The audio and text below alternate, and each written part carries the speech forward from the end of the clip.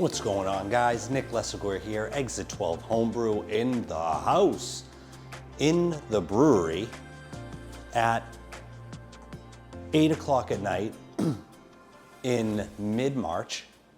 Now you're saying, Nick, what could you possibly be doing down there in short sleeves? What are you doing in the brewery with just a t-shirt on? It's March, it's not May, June, July, or August in New England, it's March. Well, if you can see above me, finally, I had the split system installed. I don't know if you can hear it or not. It's like a G4, whisper quiet. Anyway, we got it installed, but that also came with quite a lot of cleanup, or I should say, reorganizing, or not even that, moving things out of the way so that the company could come in and they had enough space to do their thing. I had to clean, as you can see, this is normally my area where have all my home brewing, odds and ends. I had to take care of my beer cellar area, and I also had to clean out my little nook where I have a lot of things, a lot of them not homebrewing related. So that actually gave me an opportunity to reorganize that area, but it mainly had stored my beer box making, section. I'm talking about bubble wrap. You're talking about tape. You're talking about plumber's tape. You're going in with some, double-walled boxes, things like that. So a lot of reorganization had to occur. Cleaning up, I was throwing some things out. I threw out quite a few things that I was just holding on to. My Brewzilla 64-liter wort chiller, dumped it. Dumped the top plate that comes with it. I just don't use that stuff, and there's no need to have it. I'm gonna grab a beer to celebrate. It took a long time to get to this point. This thing is pumping out some serious heat. I'm already starting to sweat a little bit standing in front of it. But before I do that, I'm gonna break out a beer. I'm gonna get to reorganizing this area. But before I break out the beer and stuff like that, I'm gonna get to reorganizing this area. In the meantime, check out some footage of me doing the actual moving of all of this stuff, because it's quite a mess right now. So check out some of that footage. Okay, today is the day. Well, tomorrow is the day. And what I mean by that is I get my split system tomorrow.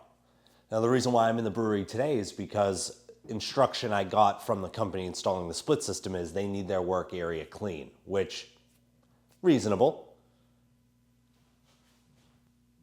But because I'm putting the head up here on this wall, I need to do some work in making the area workable. So I need to move all of this stuff. Let the great move of Exit 12 Homebrew begin.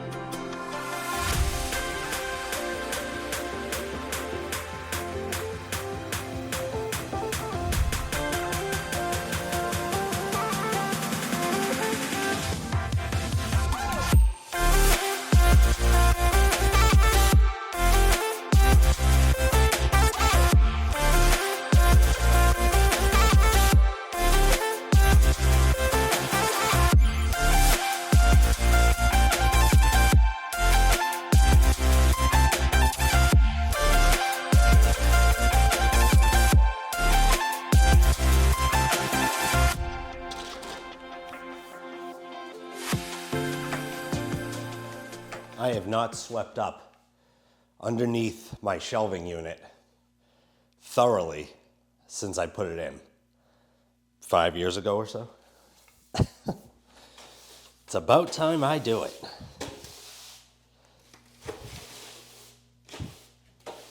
Now, to the left of this wall was my shelving unit. They have to run the line for the electrical, or lines, through the wall, I think. I think what they might do is run it on the outside. In any event,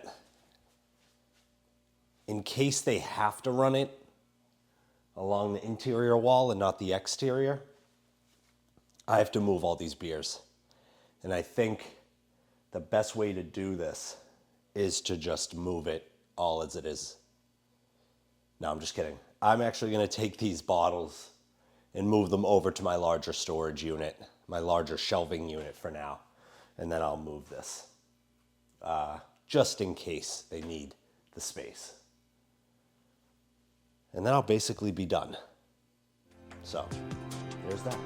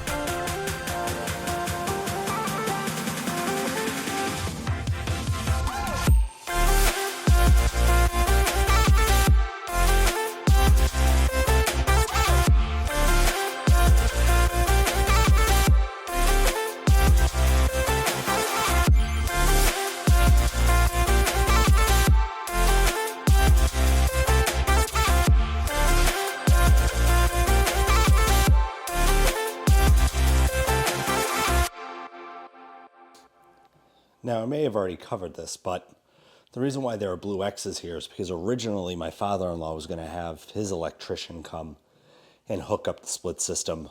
Based on the price that I got for the split system, he said I'd be better off just going with their electrician. So that's what I'm going to do. But at the time, I was going to have his electrician put in some outlets for me. I need a bunch more outlets. When I was putting the brewery together, I didn't really think critically about what I wanted to put in here for electricity. And so I have 2 proposed outlets here and then 1 right there on that corner. The reason why I would like to put 2 outlets here, and there's the box right there, is because I'd love to have, this is where my beer storage is, I'd love to have a beer fridge. A dedicated cellar fridge is more like it, because I do have a beer fridge, which is right there. Put my yeast, I put my pH samples in there to cool and everything else. It's a very old fridge. I need to upgrade it. But with that said, I'd love to have right here a nice cellar fridge to put all of these beers in, which is, they all got transferred over. I mean, I have some really, really old ones. 2014 Abyss, Night Fury, Rumpkin from Avery, Plum 2021 Harvest from Hill Farmstead, some newer beers for the Bottle Boys. What up? Fermentation Adventures, Kurt and Gamdude Brewing. We started a little club called the Bottle Boys. I also have really old ones like Affogato from Trillium, barrel-aged Affogato.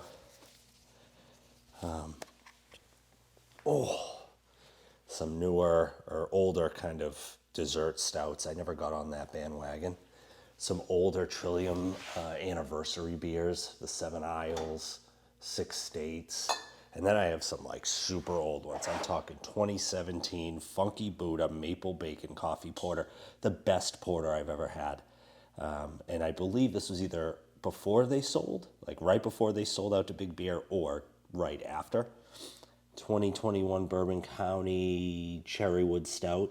2014, that's a 10-year-old going on 11-year-old, or wait, yeah, that's right, because it releases every December, right, every Christmas Eve or something. Bourbon County, that's a 2015, so that's 9-10 years old. Some bigger bottles of the CBS. This was right after the craze, so these aren't as rare, but I also have some 2015. This one is, I think, a 2013. Yeah, I got some really old KBS in here. Hardywood. All of these beers I got from my days. Project Pat from Founders. I got these all from my days of beer trading, and I just never drank them. So a lot of beers that need to be consumed, really should have been consumed a long time ago, that really need to get drank. So hopefully I can do that. Here we go. This is where the split system, this is where the head is going to go. I'll probably take a video of where they end up putting the condenser and everything else. We talked about that, but I think we're pretty much ready to go for the morning. I was going to clean out this area. This is pretty messy, but this is my storage, non-brewing storage / beer box area, which I need to clean out at some point. Just because I'm putting the split system in doesn't mean the work is done. The work is not done. As you can tell, I need some trim. I need some trim around my walkout basement doors. I need some trim around those windows. So a lot of work still has to be done, but I'll ask the guys in the morning if they need me to clean this area out so that they can pull the wire through for the electrical. I can do that. That won't take as long. And then here, eventually, above the tap system, I would love to put a TV with the tap list instead of this whiteboard. Or what I am thinking of doing is taking this wall, and in the middle of this wall, I want to put my kegerator. So what I'd love to do is put my kegerator there with a TV above, or take this TV and put that on the wall with a smaller TV here with the tap list and my kegerator up front, so I can just pour a beer right off the tap here while I'm watching TV. So a lot of things to consider, plenty of time. My funds, in terms of the money I've won, have pretty much been drained. I'm going to end this project with about $1,000 left, but some of that's going to be going towards paying off the sink and some other things. Yeah, that was a lot of work. It was a lot of work to move everything. I'm going to be moving all this back tonight. I want to get the brewery back to its original state. And in doing so, kind of plan out my next beer. Now I can't wait to brew down here with, this temp control. Also, I did some fun things in the course of the time where I, recorded my last video. For those of you that have watched my New England IPA Brew Day video, really appreciate it. I actually recorded some footage of me transferring the beer into the keg, which I did very recently. It's carving up right now on my kegerator. So check out some of that footage. Okay, the day is here. It's time to keg the New England IPA with crush hops and Pomona yeast from Lallemand. I did want to show off my new transferring system. Now, it's not a new system, but new products. That's probably a better way to put it. New products. I did continue to utilize the Duo-Tight fittings, but I got new filters. The big boy bouncer filters, no bueno, don't like them. They're too big. They don't filter out properly. For something like a homebrewing application, you really don't need big filters, I'm finding. Unless you're not cold crashing or you don't have a filter on the front end, I guess I could see the bigger bouncer filters. My fermenters have floating dip tubes with filters on them, and I cold crash. And in the past, I saw great success with the smaller bouncer filters. So I actually got these ones. These are small filters, but not through Bouncer. These are from Vac Motion. It's a company out of Plymouth, Massachusetts. I found them Googling. And what I really like about Vac Motion filters is that they have what would be a Duo-Tight fitting. It's a push-in fitting built in. How cool is that? So the push-in fitting, it's built into it. So I don't need extra Duo-Tight fittings. Now, with that said, I did have to utilize an extra Duo-Tight fitting here to basically connect to my quick disconnect. And the reason why is because the tubing for these filters, I got the smaller filters, the 1/4 inch. Kegland may make duotights that connect to a quick disconnect that fit 1/4-inch tubing, but they don't sell them in the US that I'm aware of. I got everything here off of More Beer except for the filters. The filters I got right through Vac Motion.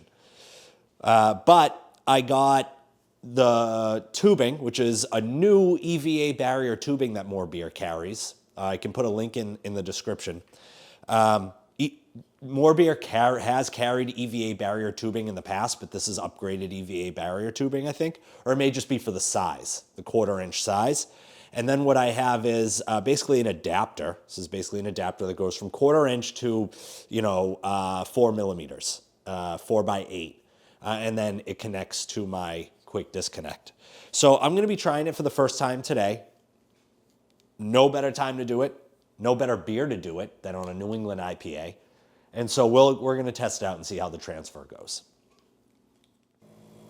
Okay, sorry for the camera angle. I got to get a light. But here goes nothing. All right. Zeroed it out. We're going to slowly move in. I'm going to make sure I'm at 0. Let off some air a little bit. And now we're speeding up here. And there we go. On the bottom of my keg here, I have a spunding valve. My CO2 tank is connected. I'm currently moving at 10. Is it 10? No, even less than that. Probably about 5 psi. I got it going at about 5 psi. There are the filters doing their thing. Ooh, let's move that. Just had to pop the pin back in. It's moving pretty fast. But so far, so good. The EVA barrier tubing is really the best tubing that you want to use for keg transferring, for your kegerators. I've had nothing but good things to say about EVA barrier tubing. And there's the beer. We're moving. We're moving. All right. Ended with 37 pounds, 2.5 ounces. Won't do the calculation, but I am short on 5 gallons. With that said, the transfer system seemed to work pretty well. Let's get a sample out of this thing. Okay, here it is. A New England IPA with crush, hops, and Pomona yeast. You can't say it doesn't look the part. That is a nice looking hazy. In honesty, I probably would want it a little bit more dank looking. Like a little bit more thick, a little more juicy looking. But this is nice. You can't see through it. Really nice gold color on it. The C10 did not darken it up too much, which was a concern of mine. The nose. The nose is really nice. Wow. I definitely get the stone fruits. The Mosaic, more so than most beers I have with Mosaic, comes through, like shines through. It is decently stone fruity. Again, the nose, it's tough it's tough being stuffed up. This finished at 7%, either 7 or 7.1, but pretty much 7 right on the dot. The aroma is just fantastic on it. From what I'm getting is, it doesn't smell, like there's an off flavor. It smells really clean. It smells juicy. Let me go in for a sip. I'm excited to get this one carved up. L'chaim.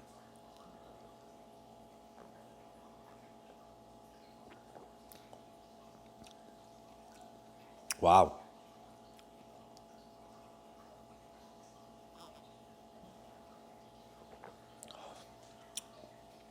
This one is going to be very, very fun.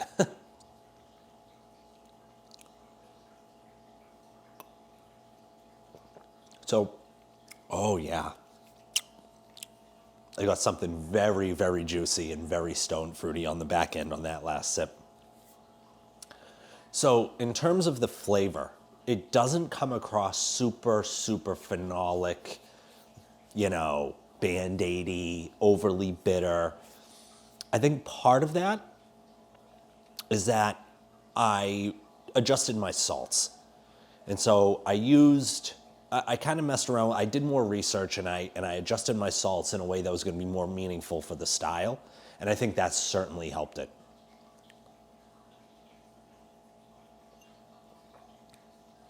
So I don't think I'm going to need to really spend a ton of time conditioning this. I may enter this in some competitions. I need to get better. I need to start feeling better so that I can really judge this. But this is coming across way less phenolic than my West Coast IPA is. This is coming across way less Band-Aidy, way less hop bitey than my West Coast IPA did. And I put way more hop product in this. Hop hash, man. I'm telling you. I'm excited. I'm really excited to get this carved up. We'll see how this is on carb after 2 weeks, letting it slow carb. L'chaim. Yeah, that was fun. That was a fun little kegging situation. My new filters work really well. The filtering process, as I mentioned, is pretty slow, but that's all right. That stuff happens. You know, I have all the time in the world, especially now that I'm not going to be freezing down here. So that'll be actually really fun. Also, I went and did some really fun things in Florida. Visited Maine Brew Guy Gary. How cool is that? Visited Maine Brew Guy Gary, Josh, Hoover, Man Bear Pig 11223344455. Visited their brewery, Chubby Mermaid Brewing, and got a nice little tour. So I got some really cool footage. They have a really sweet setup, and they've really done a good job of maximizing all their space. So why don't you check out some of that footage? What's going on, guys? Nick Lesagore here, Exit 12 Homebrew, in the rental car. I am chilling in Florida on a vacation with fam, seeing my in-laws. They have a camper, so they drove it from Boston to Florida to enjoy. And I said, you know what? I'm only a few hours away. Why don't I go visit my boy, Gary, Maine Brew Guy, somebody who I visited his home before. I have a video on that. You can check that out. Maybe I'll link it in the description.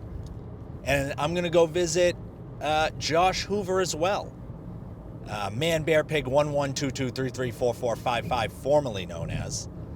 And they are both owners of a small microbrewery in Florida, Bonita Springs to be exact, called Chubby Mermaid. So I'm going to go visit them. This has been a labor of love for Josh and Gary both. They opened this brewery just recently, probably about 6 months ago at this point. It is March 2025. But it took them years to build, working with the builders of the structure itself, of the building. But a lot of things that were done in the brewery were done by them. So I am going to go and visit them. I planned it with Gary. Gonna go see the brewery, drink some beers, hang out with my old friend, and spend some time with Josh as well. I'm really pumped about it. Getting away from the family for a day. I leave on Tuesday. It is Sunday, and so I'm gonna spend the day with them, checking out the brewery. I'm really excited to do that. So let's do it, huh?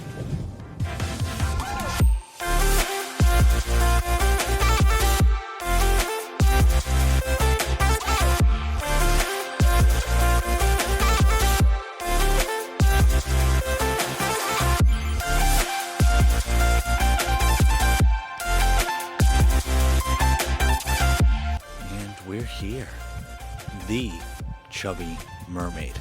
I'm gonna go see Gary and Josh. No worries.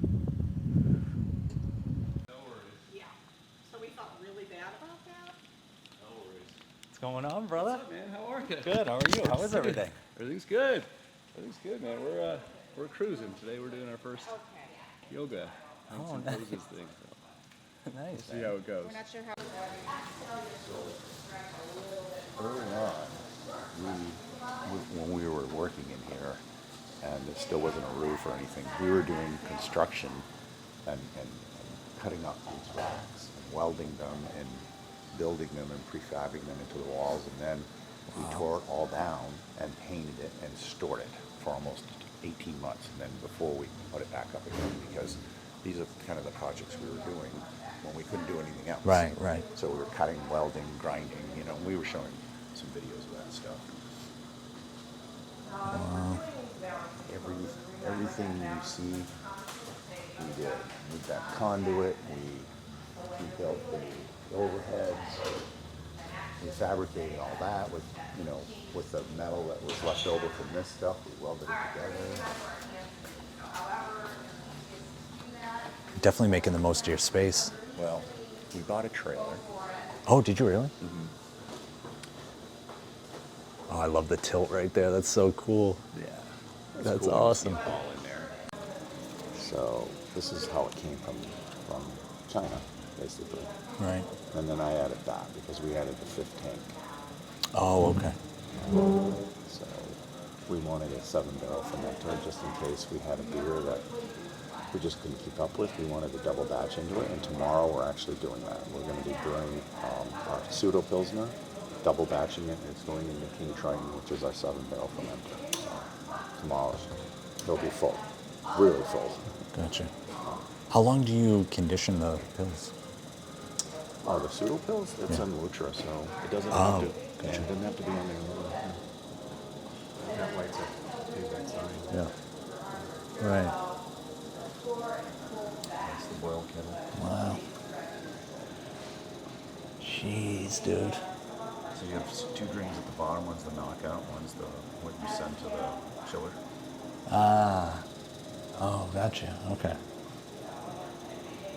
Our mashing water is actually produced in the boil kettle, so we can put it to auto. So that let's say we want our mash, our HLT to go to 162, then the elements will shut off when it hits there. And we'll hear it go clunk because this giant solenoid's in there.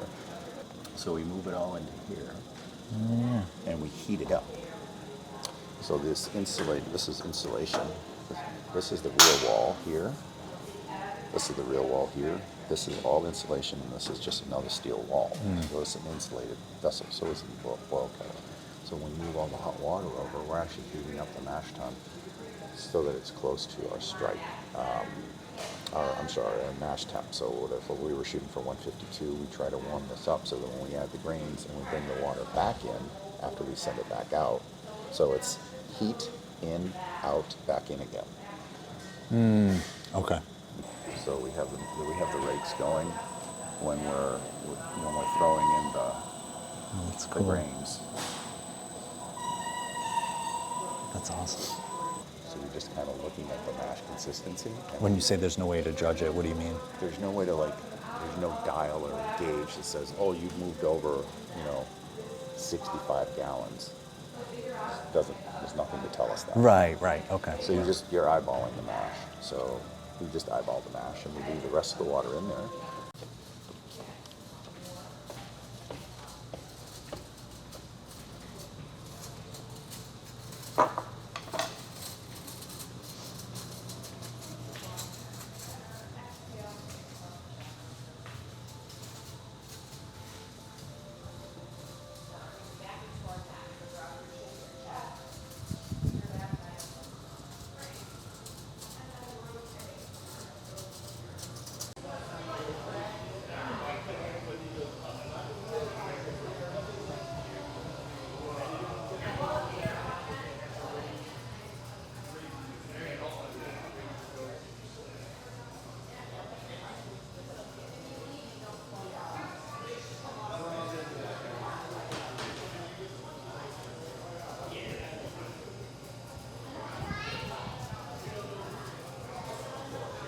Okay, I'm up on the mezzanine of Chubby Mermaid Brewing. I got one flight down, chatting with Gary and Josh. Josh just left for a few hours. They're busy, man. Busy, busy. A lot of things going on. It's a Sunday afternoon. Quite a few people here already. They got food, they got beer. If you are in the Bonita Springs area, you gotta come check them out because they're absolutely killing it. I got TVs behind me, TVs on the wall, and this has been a great trip. Great to see Gary. Gary is one of the OGs of Brew Tubers, one of the guys that got me into the club. He's been a great friend all these years, and it's been great to kind of hang out with him and get his thoughts. I have a sunburn situation going on here. I've been wearing a hat all week. What are you gonna do? In any event, this has been fun. And we're gonna continue on. We'll see if I take more, we'll see if I take more footage.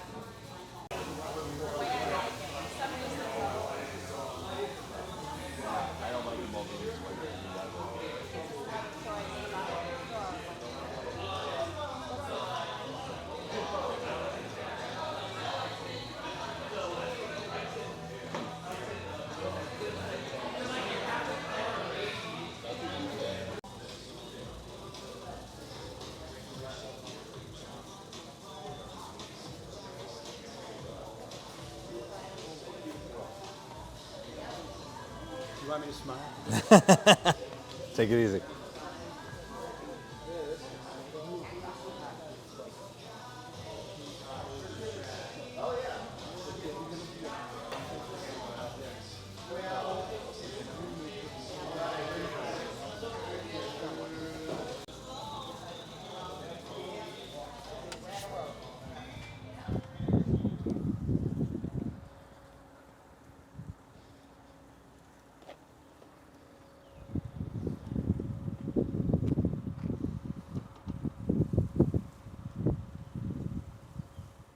Yeah, that was fun. A fun time hanging out with Gary and Josh. Really cool seeing the brewery. They put a lot of work into it, so it was really cool to hang out with them and talk to them. So before I show you some footage on some of the new items I got, mainly the sink, but also my RO system, as well as a new stainless steel table, I wanted to show some footage on that. But first, I wanted to break open a beer. This is from Treehouse Brewing. Who else would it be from? The King, which is a barrel-aged, or barrel-blended rather, stout made with bananas and peanut butter. It contains a thread of barrel-aged beer that was masterfully blended and then conditioned atop heaps of dried bananas. A portion of the beer was blended with fresh stout that was conditioned upon peanut butter and then blended with the barrel-aged banana portion of the beer. That is pretty sweet. I get a ton of banana, like, the glass is pretty far away from my face. Huge banana. I can't find a bottle date, but if I can find one eventually, I will let you know. I know it's old. So, L'Chaim. Oh my God. Geez, it doesn't even have an ABV on it. I'm gonna have to look it up. Oh man. Big, big bananas. Big, big bananas. And then some nice peanut butter on the back end. We're celebrating tonight, even though it's a casual Tuesday. L'Chaim.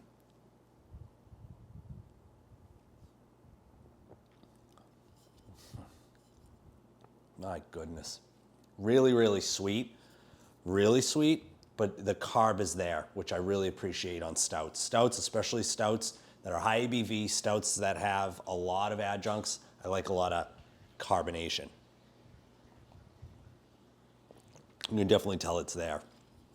Not going to get any lacing on this puppy, I can tell you that. I'm going to go back to sorting.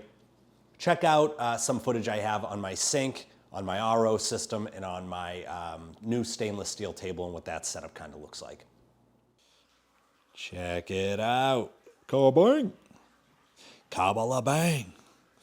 Nice little table. It comes up to my waist, which is perfect. The legs, I do have the little legs that are adjustable.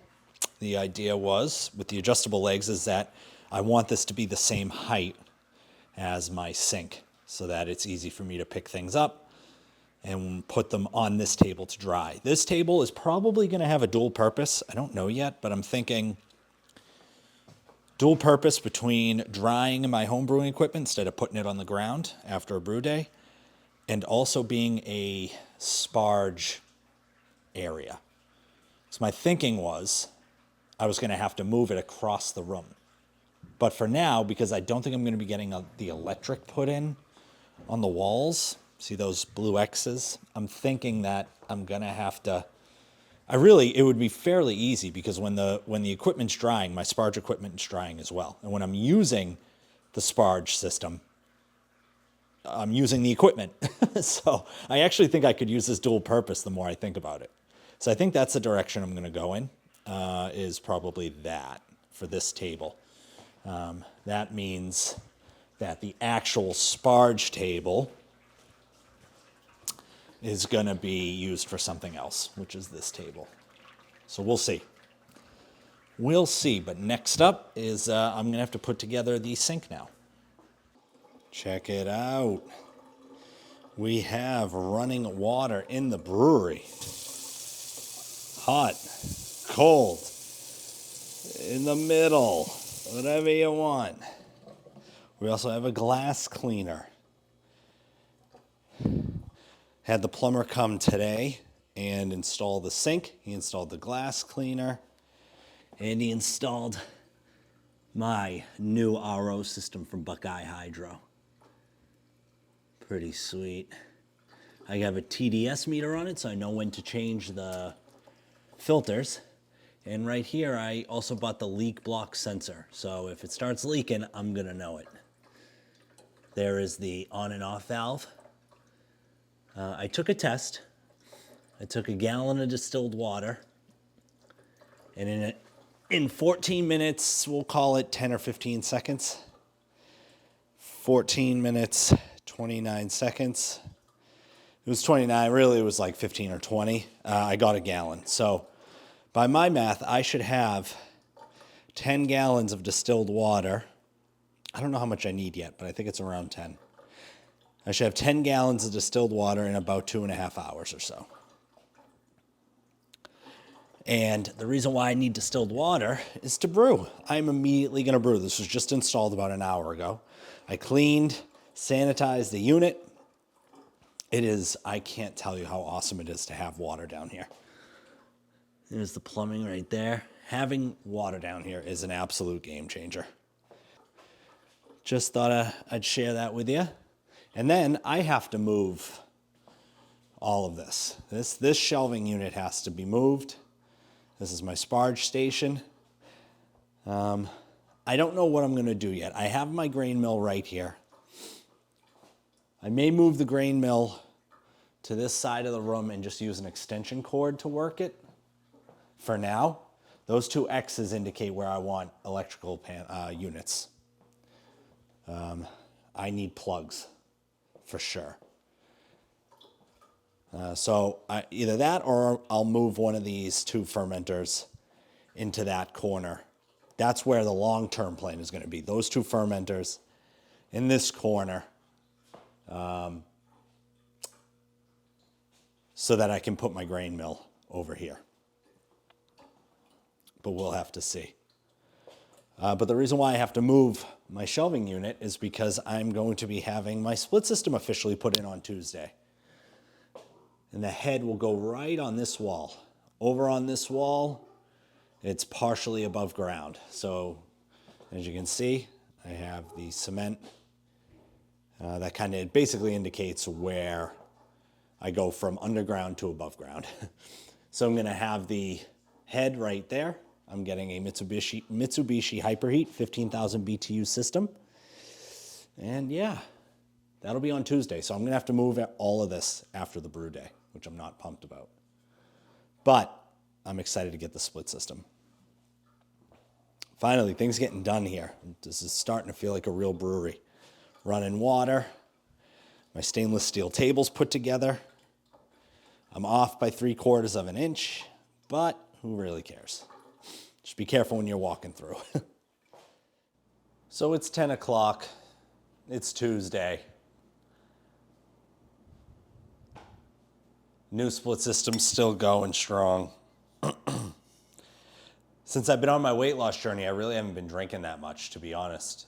I love the brewing process. I love brewing. I just haven't been drinking it a whole lot, except for my West Coast IPA, which is primo right now.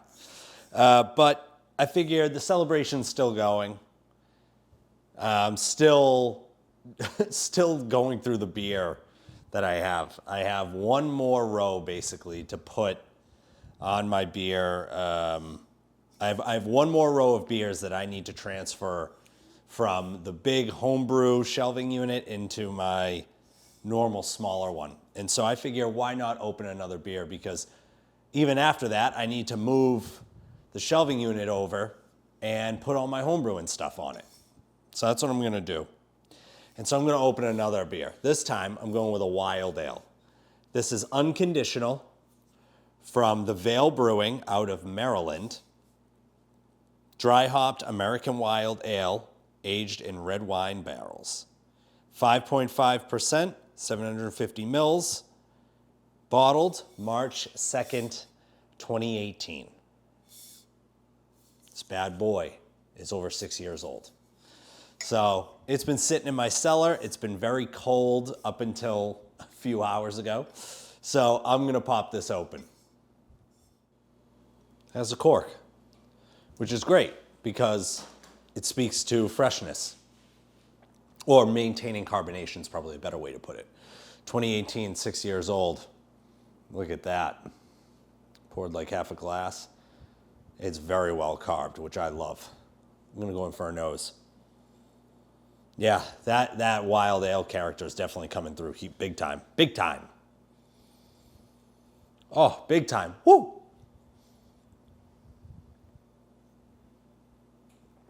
Oh, yeah. Oh. I don't know if you can see that. Look at the bubbles. Oh, very nice. Not much hop character to speak of, but that's all right. That's what happens when you age beers. You get to find things out. Although fresh, I didn't have this. So 6 years old, we're going to go with it. Man, absolutely great. A great way to end my night as I take the beers, finish that up, transferring the beers from the big homebrew storage unit to the shelving unit over in the corner with all my beers, and then moving the shelving unit for the homebrewing over and moving everything over onto that, which I need to do. And then sitting down in a heated basement, finishing my beer, and watching some college basketball or regular basketball. Thanks so much for watching.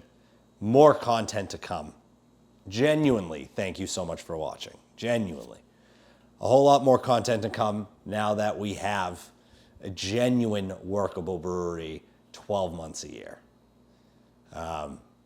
Don't really know what else to say about it. Still kind of in reflection mode. Big ups to my boy Billy reaching out privately, telling me he was happy for me and really excited about this new chapter. And so we'll see how it goes. I told him I don't even know really right now how to feel. I'm excited, but also just feeling, I guess, in a really reflective mood. So I'm gonna continue doing that for the rest of the night and enjoy this beer for sure. Thank you so much for watching. L'chaim.